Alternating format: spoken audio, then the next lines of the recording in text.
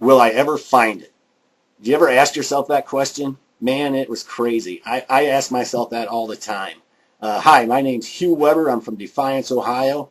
Uh, just wanted to do this little video because maybe you can relate to what I'm talking about. I have been searching for something to do for quite a long time. And after a while, I thought, am I ever going to find it? You know, it was just absolutely crazy. Let me give you a little background on myself.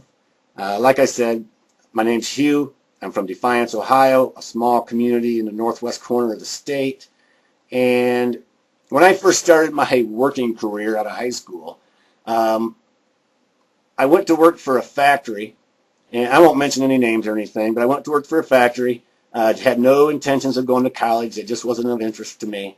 Uh, and I worked there for, believe it or not, 16 years. And that's not a bad thing, except for I hated it for 16 years.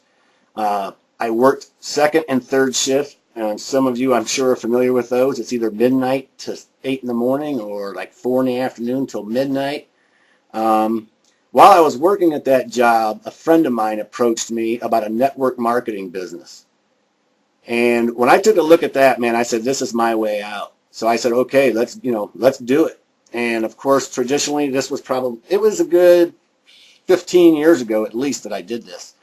Won't mention any companies, but I went out and I did everything that they told me to do. You know, I made lists of my friends and family. Um, I I talked to my neighbors. I talked to my acquaintances. I did all that stuff until that was exhausted. And then they said, okay, now it's time. Now, I mean, since you ran out of those people, now it's time, you know, you're going to have to go out and start talking to strangers. So basically, I was willing to do that. Even working those kooky hours I was working, I'd sleep during the day or whatever it was. I'd go to the mall, which for me was 45 minutes away.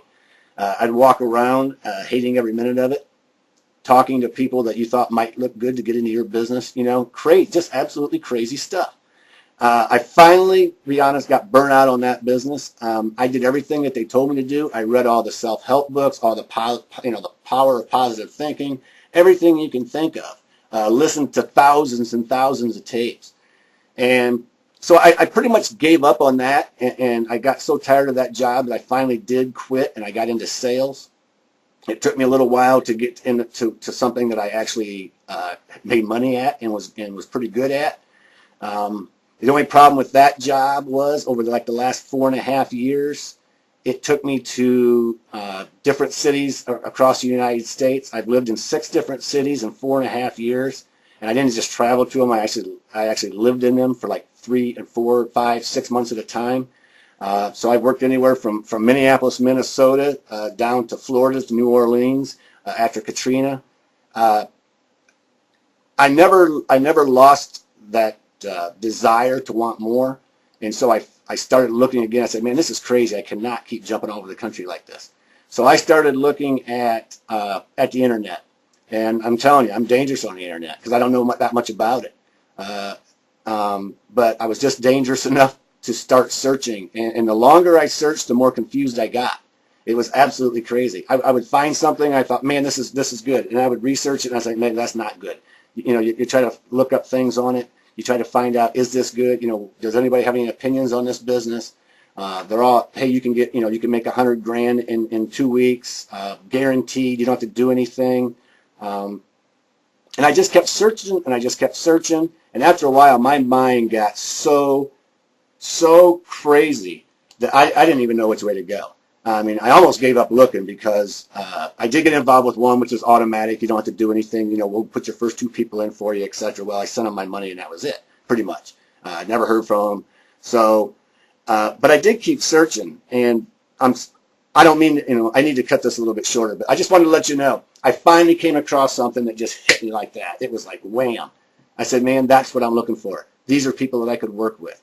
It's called Prosperity Cast Network with Val Smith. And I don't know if you're looking for anything. If you are, this is something I think is well worth your time to investigate.